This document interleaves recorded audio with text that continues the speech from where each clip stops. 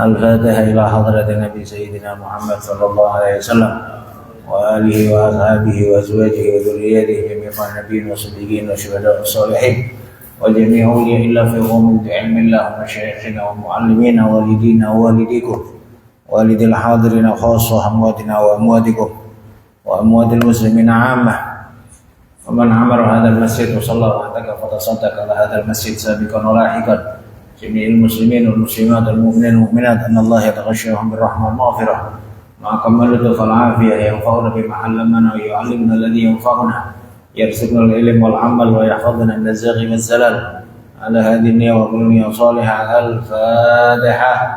أعوذ بالله من الشيطان الرجيم. بسم الله الرحمن الرحيم. الحمد لله رب العالمين الرحمن الرحيم مالك يوم الدين إياك نعبد وإياك نستعين اهدنا الصراط المستقيم صراط الذين أنعمت عليهم غير المغضوب عليهم ولا الضالين آمين. Bismillahirrahmanirrahim. Alhamdulillah wa syukru lillah ala jami'i ni'amillah wassalatu wassalamu al-atammanil akmalani ala asyrafi khalqillah sayyidina wa maulana Muhammad ibn Abdillah wa ala alihi wa sahbihi wa man walah la hawla wa la quwwata illa billah. Amma ba'du, usikum wa iyaya bitaqwallahi ta'ala wa ta'atih faqad fazal muttaqun. Qala Allah subhanahu wa ta'ala ya ayyuhalladzina amanu taqullaha haqqa tuqatih wa la tamutunna illa wa antum muslimun. Shadaqallahul azim. Ma'asyiral hadirin wal hadirat yang terhormat pengurus PKM Masjid Al-Ihsan, para tokoh masyarakat semua yang hadir, bapak-bapak, ibu-ibu, saudara-saudara semua, ikhwanana rahimakumullah. Alhamdulillah atas semua anugerah dan nikmat yang telah diberikan oleh Allah Subhanahu wa taala kepada kita semuanya. Mudah-mudahan semua nikmat mengarah kepada ridha Allah Subhanahu wa taala. Kita menggunakannya sebagai fasilitas hidup di muka bumi ini dengan baik, dan mudah-mudahan insyaallah nikmat yang ada dijaga oleh Allah dan Allah menambahkan, menyempurnakan nikmat-nikmat yang belum diberikannya kepada kita, nikmat zahir, nikmat batin, nikmat jasmani, nikmat rohani, nikmat duniawi, nikmat ukhrawi, sampai kelak sempurnanya nikmat berada di dalam surganya Allah Subhanahu wa taala bersama orang-orang yang kita cintai. Amin. Amin ya rabbal alamin. Salawat dan salam yang agung mudah-mudahan selalu dihaturkan kepada baginda Nabi Muhammad sallallahu alaihi wasallam, keluarga, sahabat dan semua pengikutnya ila yaumil qiyamah. Hadirin hadirat rahimakumullah, kita melanjutkan majelis kita yang kita membahas akan syama'il baginda Nabi Muhammad sallallahu alaihi wasallam dari kitab Syama'il Muhammadiyah karya Imam At-Tirmidzi. Yang akhir dari pembahasan kita seingat kita adalah hadis 165 yang diriwayatkan dari Sayyidina Abdullah bin Harith radhiyallahu anhu wa ardhah. Qala, beliau mengatakan, sudah kita jelaskan Sayyidina Abdullah bin Harith adalah saudara rodok Rasulullah, ya, anak dari Halimatus Sa'diyah. Jadi nama suaminya Halimatus Sa'diyah itu namanya Harith, ya, namanya Harith. Maka Abdullah bin Harith ini anaknya Halimatus Sa'diyah. Di antara anak Halimatus Sa'diyah laki-laki ini Abdullah, dan yang perempuan yang terkenal adalah Syaimah. Itulah yang mengasuh Rasulullah sallallahu alaihi wasallam. Qala, berkata Abdullah bin Harith, akalna, kami makan ma'a Rasulillah sallallahu alaihi wasallam syiwa'an fil masjid. Kami makan bersama Rasulullah daging bakar fil masjidi, di masjid. Kami makan daging bakar bersama Rasulullah di masjid. Isyarat di sini satu, iktikaf bersama-sama boleh ya, karena bentuk apa itu kebersamaan dalam ibadah. Kemudian juga makan di dalam masjid, makan di dalam masjid selama tidak mengotorin masjid. Permasalahan mengotorin ya, yang menjadi permasalahan itu yang dilarang adalah ngotorin masjid. Ya, baik ngotorin masjid dengan sesuatu yang suci atau yang najis, itu tidak boleh. Ya, yang dengan najis lebih haram lagi. Ya, tapi yang dengan suci, ya itu takbirul masjid juga haram.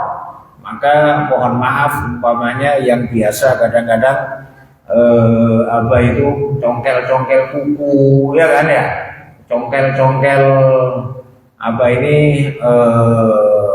harta karun dari hidung, nah kayak gitu, itu suci sih. Tapi kalau diletakkan di masjid ya aja tetap takbir itu ngotorin masjid, tetap ngotorin masjid itu haram, baik dengan yang suci, mustakdar, suci tapi mustakdar itu perkara yang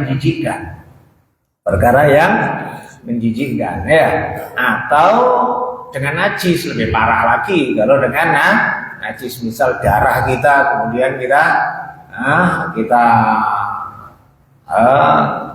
pikirnya dikit terus dioleskan ke masjid atau ke karpet atau apa dan lain sebagainya, maka mengotori masjid haram. Permasalahannya mengotori, ya, bukan masalah makannya. Adapun makan dan minum maka dibolehkan dalam banyak hal. Dalam hadis baginda Nabi Muhammad SAW menunjukkan Rasulullah makan di masjid, Rasulullah minum di masjid, Rasulullah tidur di masjid dan lain sebagainya. Para sahabat juga demikian. Ya, bahkan di awal-awal Islam dulu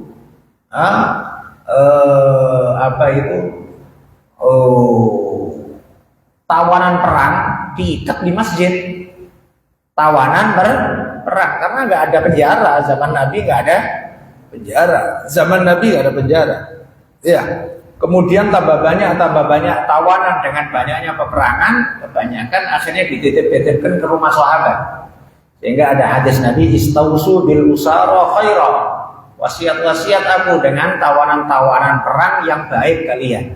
Sehingga mayoritas tawanan perang itu masuk Islam. Karena faktor melihat muamalah atau etika para sahabat di dalam melayani tawanan perang, ya, sehingga disebutkan tawanan-tawanan perang itu kami malu sama sahabat-sahabat Nabi. Mereka memiliki roti dan kurma, dikasihkan kepada kami roti, sedangkan mereka makan kurma. Istilahnya zaman dulu roti itu sesuatu yang lebih mewah, ya.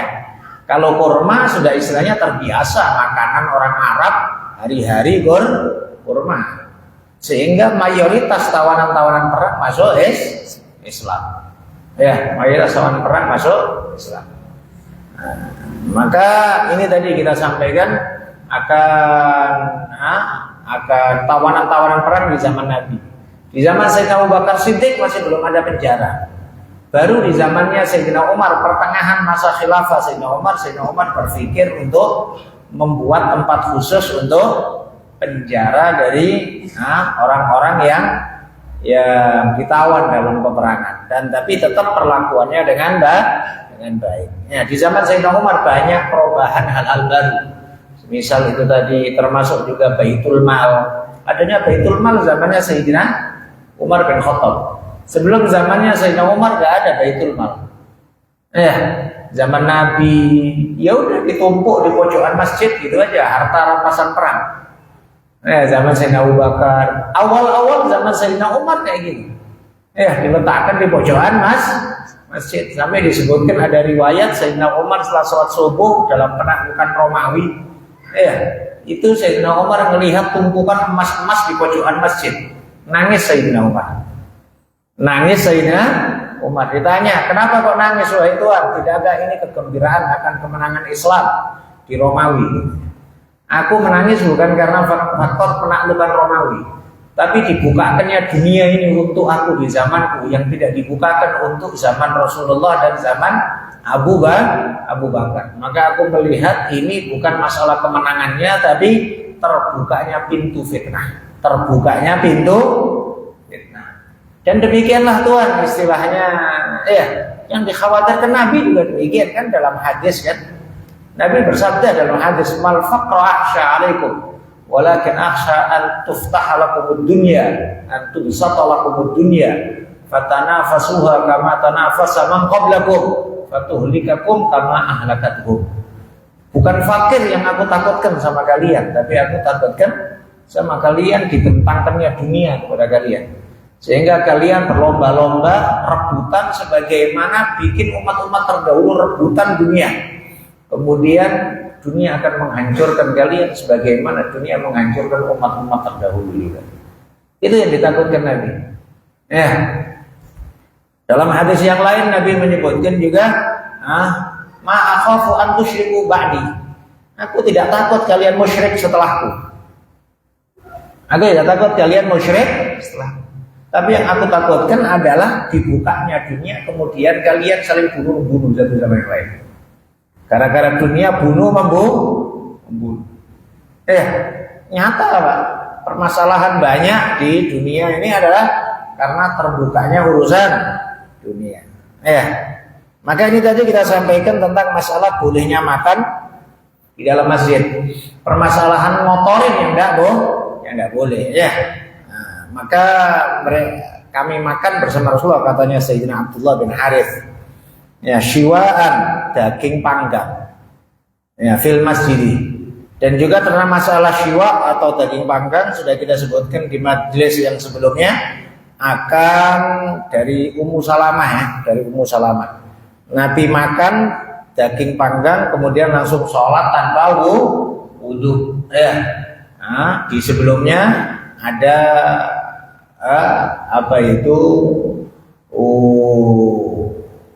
diungkapkan akan batalnya wudu sebab makan sesuatu yang langsung tersentuh dengan api. Ya, langsung tersentuh dengan api. Maka hukum lin nadab. Tapi akhirul amr, akhir urusan yang bersama Rasulullah adalah Nabi makan daging panggang, Nabi tidak wudu. Sebagaimana juga demikian setelah makan daging onta. Yang sebelumnya orang yang makan daging onta disuruh Nabi wudu. Tapi di akhir hayatnya Nabi tidak wudu. Ya. Qala wa bi ilai qala hadatsana, hadis yang ke-166. Wa bi ilai qala hadatsana Mahmud bin Ghilan, qala hadatsana Waqi. Qala hadatsana Mis'ar. Waqi ini gurunya Imam Syafi'i ya, masyhur ya. Syakautu ila Waqi'in su'a hifdhi fa arsadani ila tarkil ma'asi fa akhbarani bi anna al-ilma nurun wa nurullahi la yuhda li'asi. Aku bertanya, aku mengeluh kepada Syekh Waqi akan buruknya hafalanku. Gimana buruknya hafalan Imam Syafi'i?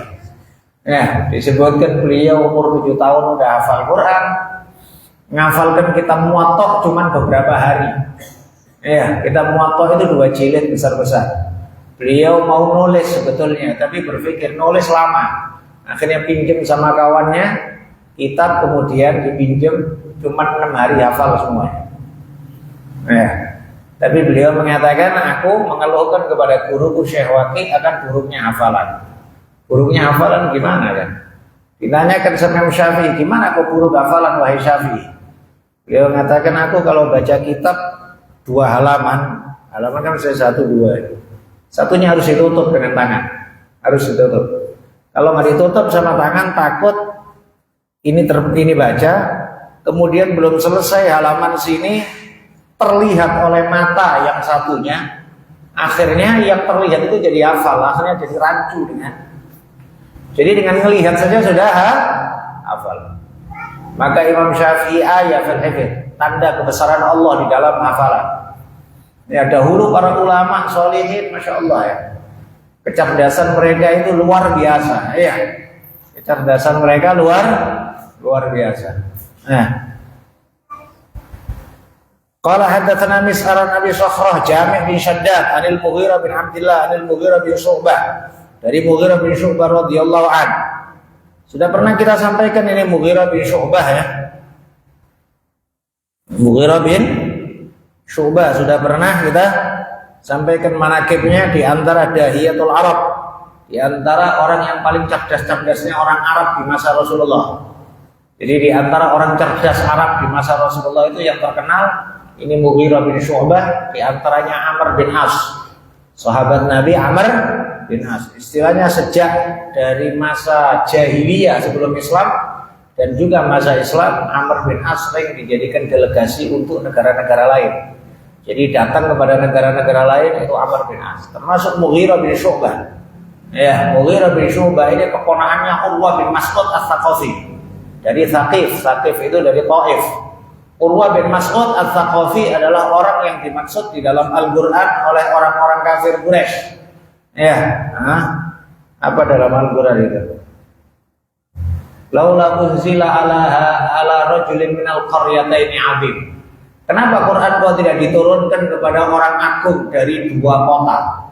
Dua kota maksudnya kota Mekah sama kota Taif. Rajul agung ini adalah Urwah bin Mas'ud. Urwah bin Mas'ud. Ini ponakannya Urwah bin Mas'ud, Mughirah bin Syu'bah. Ya. Gila disebutkan Mughirah bin Syu'bah ini orang tukang kawin. Sehingga dia nikah lebih dari 100 wanita. Lebih dari 100 wanita. Ya. Beliau mengatakan Mughirah bin Syu'bah qala diftu ma'a Rasulillah sallallahu alaihi wasallam. Diftu maksudnya aku menjadi tamu bersama Rasulullah. Dhaif itu tamu ya. Maksudnya aku menjadi tamu maksudnya ada kami singgah di rumah orang bersama Rasulullah jadi tamu gitu. Kami singgah bersama Rasulullah biftu ma'aslah aku menjadi tamu ma Rasulillah sallallahu alaihi wasallam dzata lailatin pada suatu malam. Ya.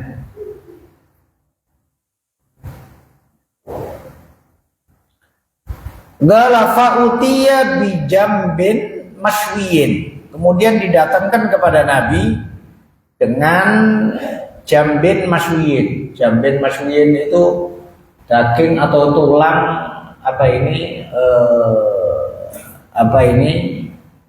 yang sebelah ini ya, sebelah yang daging sebelah maswiyin yang dibakar. Tsumma akhadha syafrah. Kemudian Nabi mengambil syafrah. Syafrah itu pisau kecil.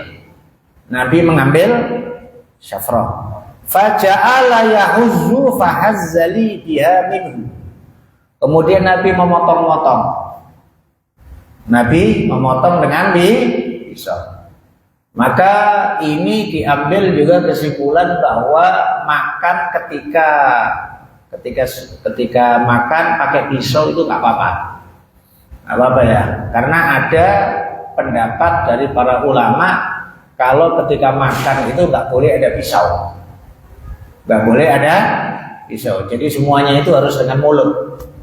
Dan itu disebutkan sukanya Nabi kalaupun juga ada daging maka digigit langsung dengan gigi, nggak pakai di pisau-pisau. Ya, ini pendapat sebagian ulama, tapi Nabi melakukan ini disebutkan bayanan lil jawaz. Itu bukan haram, bukan makruh, boleh. Ya. Sebagian lagi mengatakan ya kalau sekiranya bisa digigit maka afdal langsung digigit tanpa pisau. Tapi kalau sekiranya masih berat dalam artian masih agak mentah atau agak sulit maka diperkenankan menggunakan alat bantu pisau. Ya segala macam lah Pak dalam urusan makanan, kalau sekiranya nggak pakai alat bantu lebih afdal. Ya. Kalau disebutkan Habib Ahmad bin Hasan Al-Attas ketika beliau di Mesir dijamu oleh ulama-ulama Mesir dan ada pejabat-pejabat di situ. Ya, kemudian banyak di situ makan pakai sendok. Sedangkan beliau kebiasaan, Habib Ahmad bin Hasan orang Hadramut, orang Badui. Badui kebanyakan pakai langsung tangan aja. Sebagian ulama kemudian menunjukkan untuk menghormati pejabat-pejabat orang-orang kaya untuk menggunakan sendok. Habib Ahmad bin Hasan kemudian mengambil satu beg Alfiyah. Beliau bilang wa fi ikhtiyarin la yaji'ul munfasil idza ta'atta ay yaji'al muttasil. Artinya dalam kata prosa, bukan kata syair. Ini bahasa nahwu ya.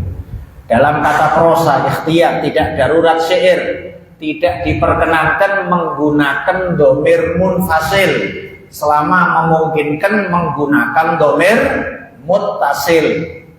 Jadi umpamanya mengatakan nasortu, aku menolong, masih memungkinkan nasortu, nggak boleh dibilang nasoro ana, nggak boleh. Dalam hukum nahwu selama bisa muttasil nggak boleh pakai munfasil. Memberikan isyarat tangan masih bisa, ini yang muttasil. Ngapain pula pakai sendok, ya kan ya. Nah, dan lagi pula nilai manfaat kalau pakai tangan, ya enzim-enzimnya cepat untuk membuat makanan tersebut terproses di dalam perut. Di antara yang mempercepat proses makanan di dalam perut kita adalah tangan, tangan, air ludah dan lain sebagainya di antaranya, ya.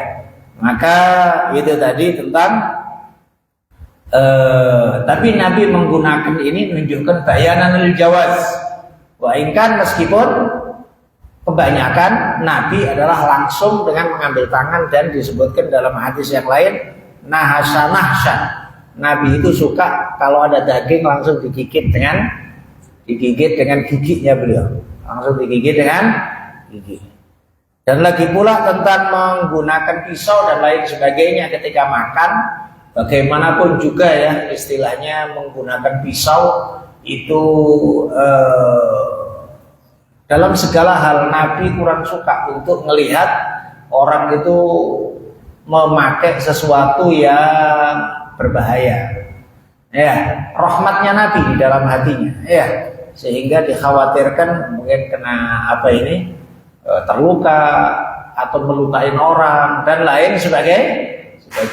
Ya, tapi diperkenankan. Faja'ala ya'uzu fahazzali min biyaminhu. Kemudian Nabi memotongkan untukku,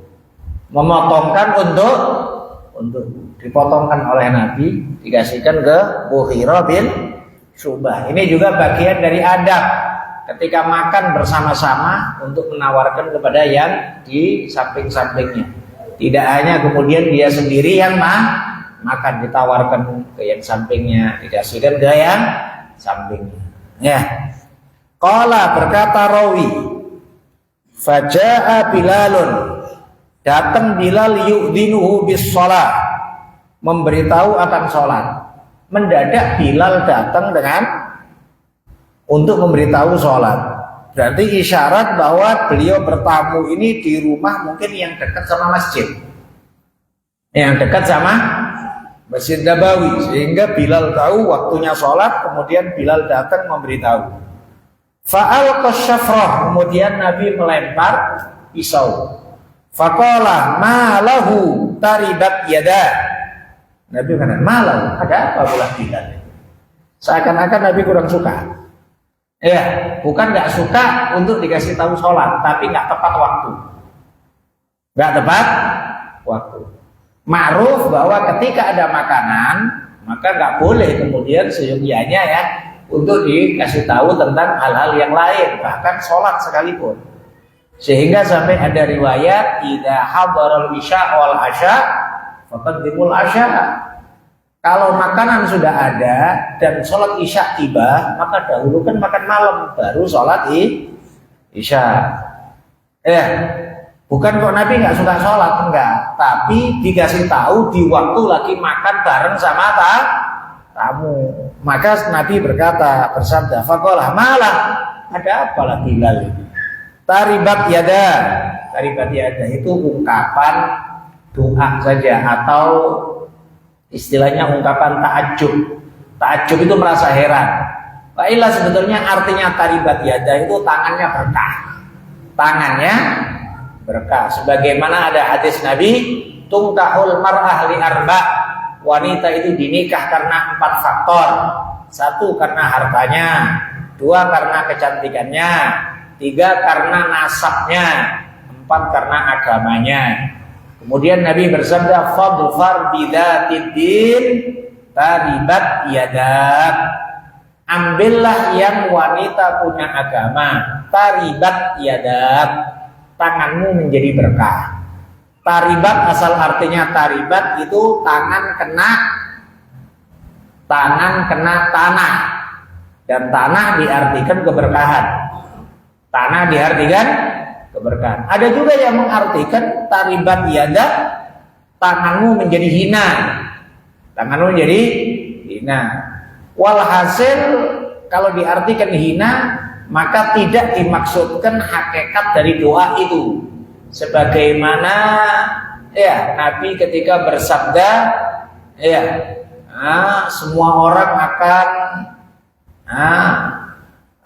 seseorang akan masuk neraka, apa itu sebab ucapannya. Terus kemudian sahabat mengatakan, wa inna la mu'akhadhuna bima natakallamu bihi ya Rasulullah. Apakah kami dituntut oleh Allah dengan ucapan-ucapan kami ya Rasulullah? Nabi bersabda, takilat ka ummuk wa hal yakubbun nas ala wujuhim aw ala manakhirihim illa hasaidu alsinatihim.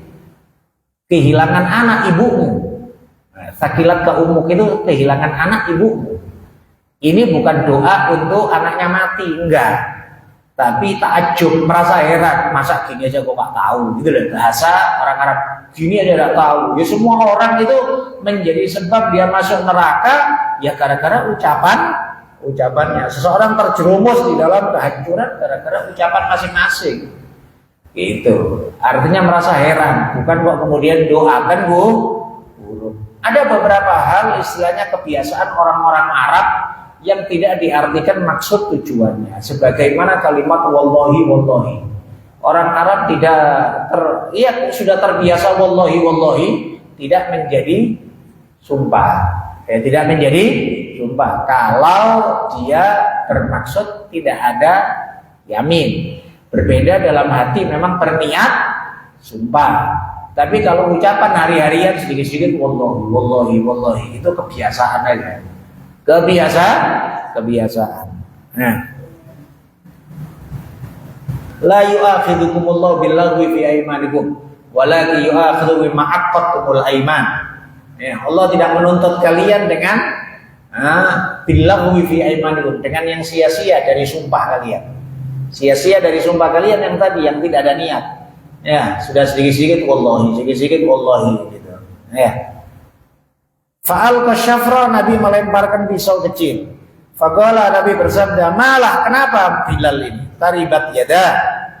Maksudnya Nabi kurang suka kenapa kok dikasih tahu dalam kondisi makan, tidak nunggu setelah selesai makan atau keluar dari rumah. Qala, berkata Mughirah bin Syu'bah ini, wa kana syaribuhu qad wafa, dan ada syaribuhu, kumisnya Bilal, qad wafa itu panjang, qad wafa, akan menutupin kumisnya di Bilal. Faqala lahu, maka kemudian Nabi bersabda sama Bilal, aqussuhu laka ala siwakin au qussuhu ala siwak. Aku suhu laka ala siwak, au qussuhu ala siwak. Potonglah. Ini syak minar rawi, ragu dari rawi. Maksudnya lafadznya pakai fi'il mudhari, aku suhu atau qussuhu. Jadi rawi ragu akan sabdanya Nabi. Apakah Nabi bersabda dengan fi'il mudhari, aku suhu, aku potongkan untukmu, aku potongkan kumismu wahai Bilal, atau qussahu, potonglah wahai Bilal kumismu. Nah, ini rawi ragu akan sabdanya Nabi. Ini menunjukkan kehati-hatian para ulama dalam menceritakan hadis. Nah, ala siwakin atas siwak, siwak, maksudnya dikira-kira ditaruh di siwak, kemudian bawahnya siwak yang di dipotong. Kayak gitu ya. Hanya saja rawi ragu apakah dengan fi'il mudhari aku suhu aku yang motongkan untuk wahai Bilal, atau kusahu potonglah wahai Bilal ala siwakin atas siwak ya. Maka hadis ini juga diambil kesunahan untuk memotong kumis kalau sudah agak panjang ya. Artinya ukuran panjang itu kalau sudah sampai menutupin bibir. Ya, kalau ini Nabi ala siwakin dengan siwak, jadi kayu siwak diletakkan, kemudian bawahnya siwak dipotongkan. Lebih kurangnya kayak gitu. Ya, walhasil al-masyhur bahwa selama sudah sampai nutupin merahnya bibir, maka sunnah untuk dipotong. Jangan sampai kemudian sampai kena minum kopi, ya sampai nempel di kumis, makan ini nempel di kumis dan lain sebagainya. Ya.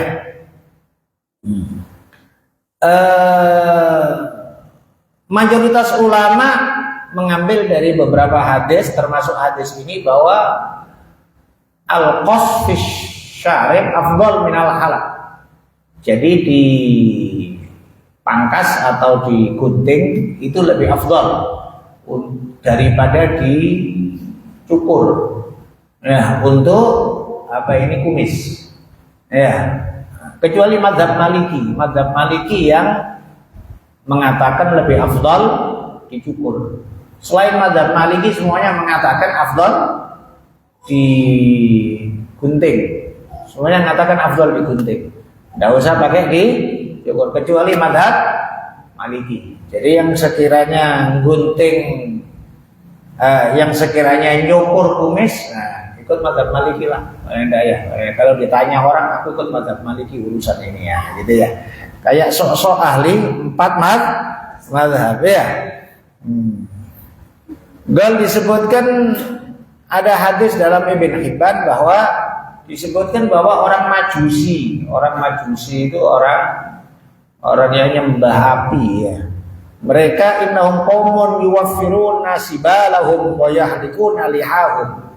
Mereka adalah kaum yang banyak membiarkan kumis mereka dan juga mencukur jenggot mereka. Fakhalifuhum, maka berbedalah kalian dengan mereka. Jangan samai dengan mereka. Artinya kalau ada jenggot ya biarin agak lebih panjang, tapi kalau untuk untuk kumis untuk dicukur. Nah. Kemudian disebutkan hadis berikutnya. Di hadis 167. Wa bihi ilahi qala hadatsana Wasil bin Abdullah qala hadatsana Muhammad bin Fudail an Abi Hayyan At-Taimi an Abi Zur'ah an Abi Hurairah radhiyallahu anhu. Dari Abu Hurairah qala utiyan Nabi sallallahu alaihi wasallam, didatangkan kepada Nabi sallallahu alaihi wasallam bilahmin dengan daging. Farufiya ilaihi dhira'u, diangkatkan atau diberikan kepada Nabi ad-dhira'u dhira'. Dhira' sudah kita sampaikan ya, di antara daging yang paling disuka Nabi dari kambing adalah dhira'. Dhira' itu adalah paha kaki depan. Asal arti dhira' itu tangan. Dalam orang manusia dhira' itu ini. Satu dhira' itu. Ya. Tapi kalau kambing ya tangan itu adalah kaki dan depan. Maka yang nyembelih kalau bisa dibedakan kaki depan, kau pilihlah itu yang paling disenangin oleh Nabi. Kila dikatakan Nabi paling senang itu karena disebutkan itu yang terjauh dari najis. Itu yang terjauh dari kotoran. Kaki depan itu diantara yang terjauh dari bagian kotoran perut atau dubur dan lain sebagainya ya. Wa kanat tujibuhu, dan Nabi itu suka sama daging dhira' tadi. Fanahasa minhu, Nabi nahasa itu tadi menggigit dengan giginya. Nabi menggigit dengan giginya. Wa bi ilai qala hadatsana Muhammad bin Bashar qala hadatsana Abu Dawud an Zuhair yani ibn Muhammad. Nah, an Abi Ishaq an Sa'ad bin Iyad an Ibnu Mas'ud sallallahu alaihi radhiyallahu anhu Ibn Mas'ud. Sahabat Ibn Mas'ud, Abdullah bin Mas'ud. Ya. Ma'ruf, sahabat sering kita sampaikan, Sayyidina Abdullah bin Mas'ud dikenal oleh para sahabat dengan sahib na'lin Nabi wa wisadatin Nabi. Orang yang memegang sandal dan bantal Nabi.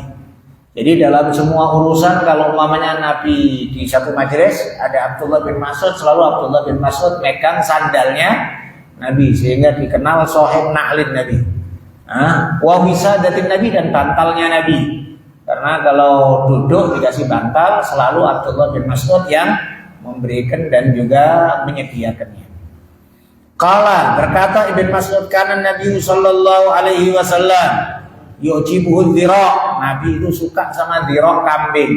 Tadi sudah kita sampaikan tangan depan atau kaki depannya kan kambing. Qala berkata, wa summa fi dhira'. Dan Nabi juga diracun di daging yang depan tadi. Ini cerita di Khaybar ya, dalam perang Khaybar. Nabi setelah peperangan Khaybar ada seorang wanita meracunin Nabi. Ya, meracunin Nabi. Disebutkan namanya wanita tersebut adalah Zainab bintil Harith. Ya.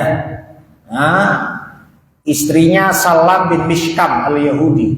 Salam bin Mishkam ini orang Yahudi dari Khaybar. Kemudian istrinya namanya Zainab bintil Haris. Kemudian dia tahu kalau Nabi itu suka dhira'. Kemudian diambilkan dhira' dan diracun dhira' tersebut. Kemudian dikasihkan sama Nabi. Dan sempat dimakan oleh baginda Nabi Muhammad sallallahu alaihi wasallam. Sempat dimakan oleh Nabi. Ya, tapi kemudian dhira' itu berkata, ngomong sama Nabi, ya Rasulullah aku diracun.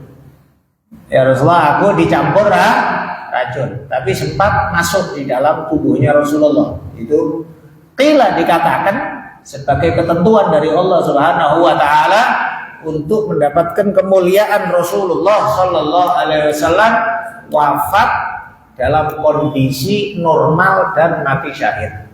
Karena kan perang Khaybar ini dalam masa perang Khaybar, maka berarti ada sebab peperangan. Diracun ada sebab peperangan. Sehingga disebutkan juga ada di dalam hadis bahwa bahwa disebutkan ada riwayat wa kana yu'tu itu awiduni hatta in qata'a abhari ya, dalam hadis itu. Dan itu daging masih berpengaruh dalamku. Nah, ini ada riwayat lam tazal uqlatu Khaybar tu'awiduni hatta qata'at abhari. Makanan Khaybar masih berpengaruh di dalam tubuhku sampai memutus abhari. Abhari itu saraf yang ada di belakang punggung. Jadi memutus kayak saraf atau di belakang ini ada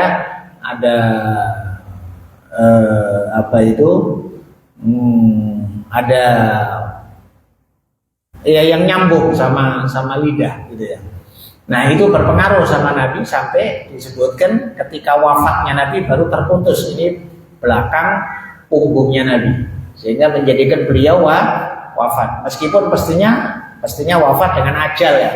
Tapi disebutkan untuk mendapatkan kemuliaan dari dua hal. Dari wafat normal dan juga wafat mati syahid. Karena dalam perang Khaybar. Oleh sebab itu di dalam Al-Quran disebutkan wa ma Muhammadun illa rasul qad khalat min qablihir rusul afa immata au qutila in qalabtum. Afa immata au qutilan qalabtum ala aqabikum. Andai Nabi wafat, mati biasa, au qutila atau dibunuh. Maka ada dua bahasa dalam Al-Qur'an, mati kemudian dibunuh. Nah, Quran dua-duanya benar. Dua kata ini kan benar. Sehingga disebutkan bahwa Nabi juga mendapatkan kemuliaan mati syahid. Ya, meskipun pastinya mati syahidnya bukan dengan kemudian dibunuh dengan pedang atau dengan senjata. Karena disebutkan semua nabi yang disyariatkan perang tidak akan mati di dalam perang. Ya, dalam semua tafsir dikatakan semua nabi yang disyariatkan perang tidak akan terbunuh oleh musuh di dalam peperangan.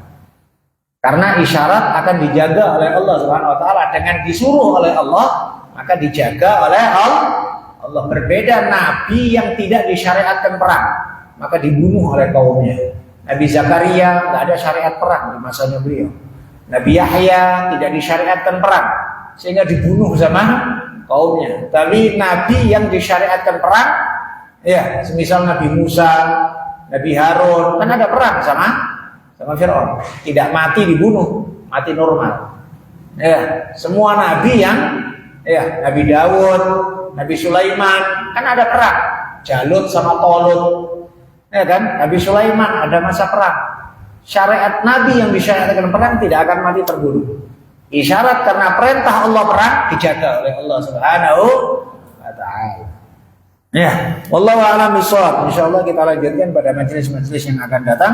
Mudah-mudahan diberkahi oleh Allah Subhanahu wa taala, kita semuanya dalam lindungan Allah Subhanahu wa taala, ditambahkan ilmu yang barokah buat kita semuanya insyaallah. Mudah-mudahan sehat wal afiat, fi khair wa lutuf wa afiyah ala hadhihi niyyah wa kulli niyyah salihah. Al-Fatihah. Alhamdulillahirabbil alamin arrahmanir rahim. Shiratal mustaqim.